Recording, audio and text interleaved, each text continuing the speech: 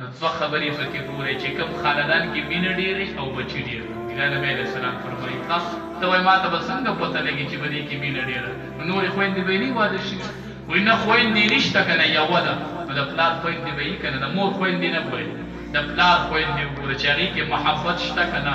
د پلار خویندې وګوره چې بچي ډېر راوړي که نه نو د داسې خاندان سره واده کوه چې محبت پکې سیوی او بچي ډېر راوړي حدیث مبارک کې راځي د جنتي ښځې صفت دا دی زنانه وایي وړئ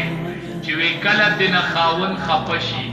نبی علیه السلام فرمایي وایي دا به دا لاس داسې راوالي او د خاوند لاس په لاس کې ونیسي خاوند ته به وایي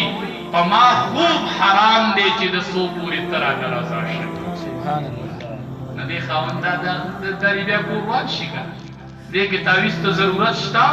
د دې نه چې خاوند خفه شي بس سړی زه به ځان له نه شپه تهجد وکړم پرېږده وا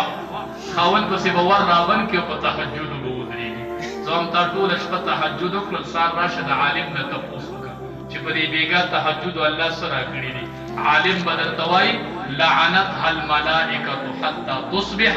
په تهجدو ولاړه وې ټوله شپه در باندې فرشتو لعنت رالېږي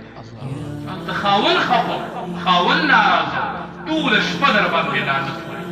تاسو له صحابیاتو معلومات وکړئ یو صحابي را